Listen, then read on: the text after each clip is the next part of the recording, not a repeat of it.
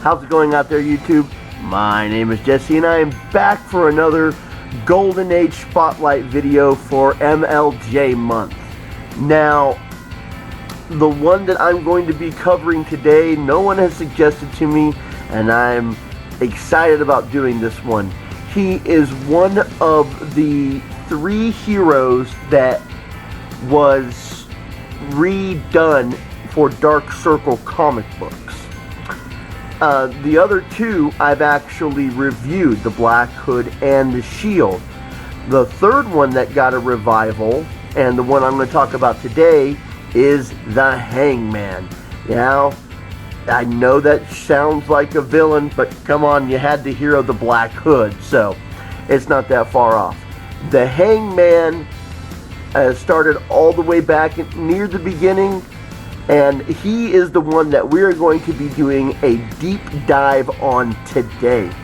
Now, I'm going to be doing something after the deep dive that I haven't done before.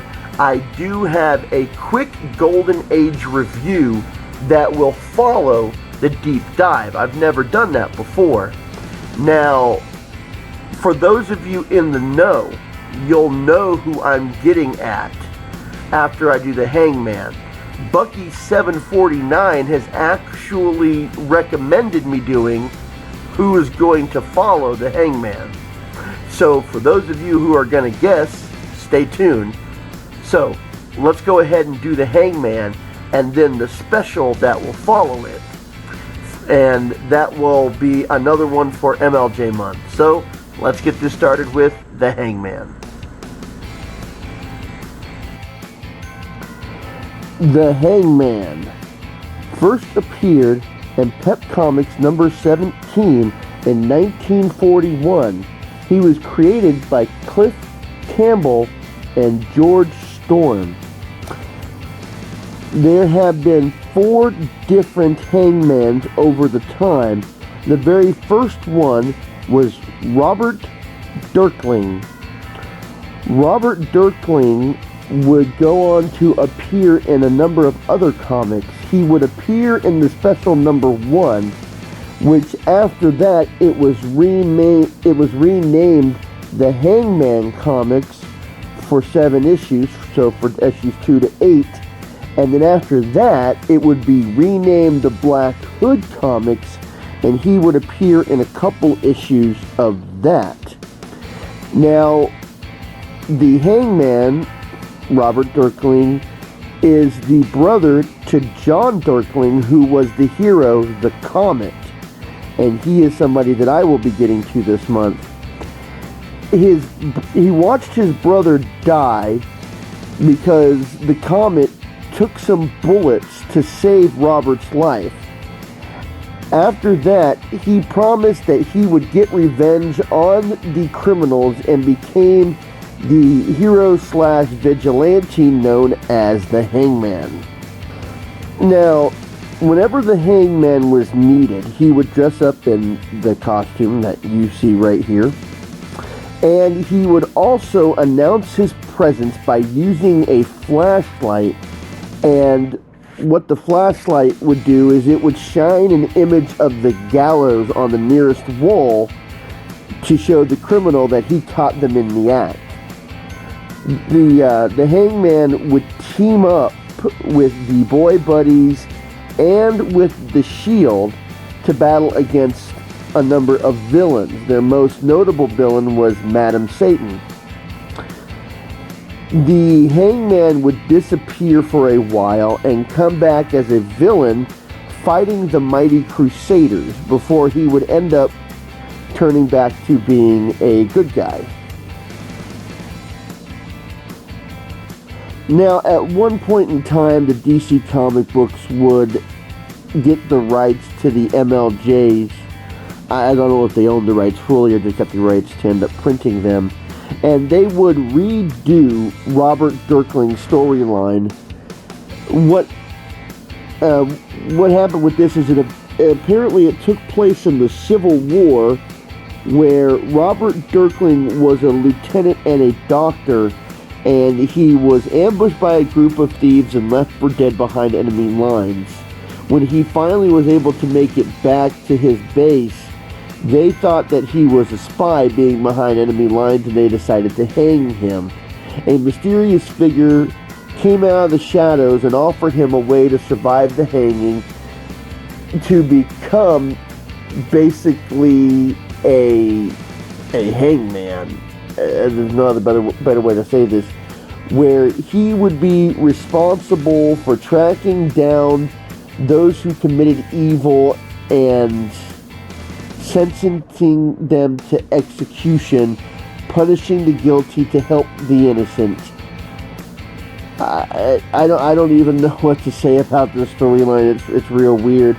I think that when Dark Circle Comics came out, they continued along the storyline of him being a mystical hangman figure since the Civil War, because in the Dark Circle comics, Robert Durkin would hang a hitman known as Michael Metella, who actually would become the hangman after Robert Durkin would be worthy of ascension.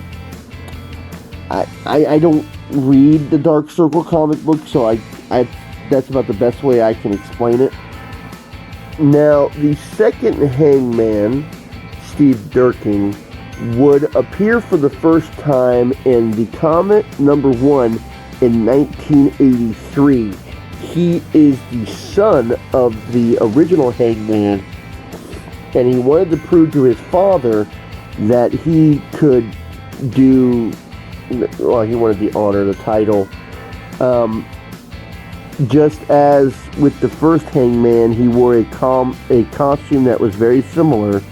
He carried around a noose and also used the flashlight that would show the gallows that he would shine on the wall when he caught a criminal in the act. The third hangman was part of Impact Comics, which was published under the DC label. Eric Adams would first appear on the pages of the comics.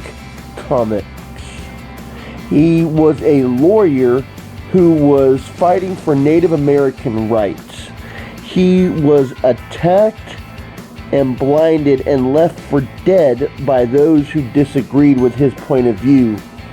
A local tribe shaman found him and nursed him back to health. He did not cure his blindness, but he gave him a raven that he could see through the raven's eyes.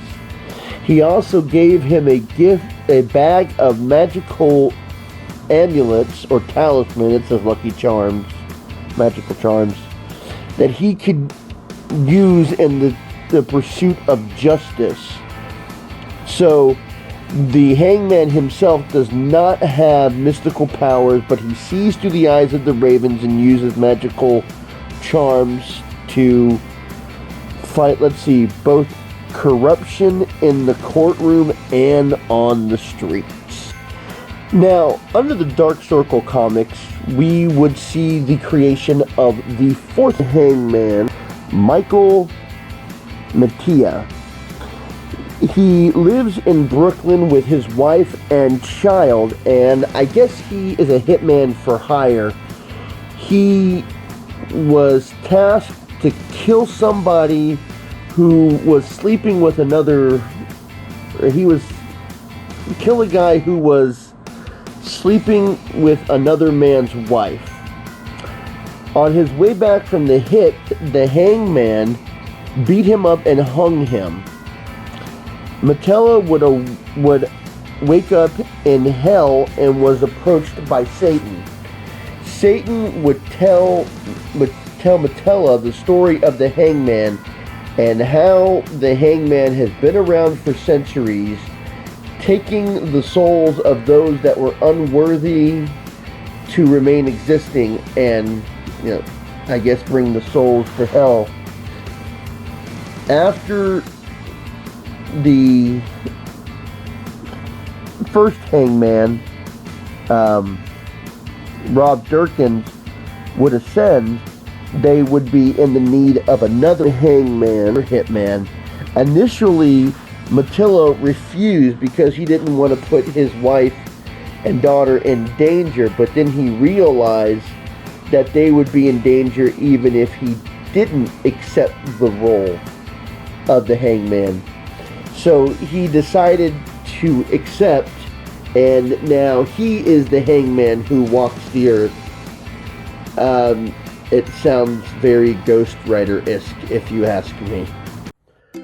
The Boy Buddies first appeared in Special Comics number 1 in 1942, which would be the only comic named Special Comics. I mentioned the change of the title previously. The Boy Buddies consisted of 2 heroes. Roy Carter, Roy the Superboy, partner of the Wizard, first appeared in Top Notch Comics number 8 in 1940. Dusty the Boy Detective, partner of the Shield, first appeared in Pep Comics number 11 in 1941. The Boy Buddies often helped out the Hangman. Now, let's see, the inspiration from the Boy Buddies may have been drawn from the Young Allies. The Young Allies had Captain America partner Bucky and the Human Torch's partner Toro normally appearing in their adventures. So MLJ may have drawn inspiration from that to create the Boy Buddies.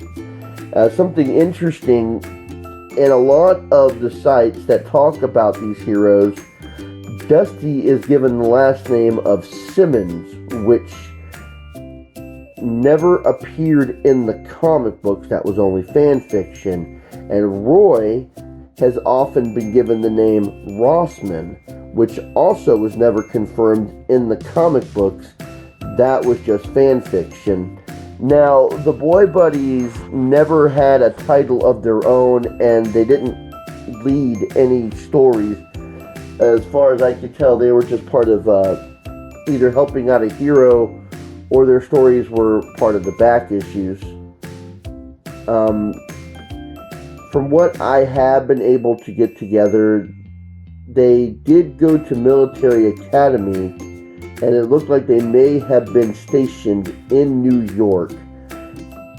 This may have actually been the very first time that sidekicks have teamed up, and it does predate the Teen Titans that wouldn't form up their team until the 1960s.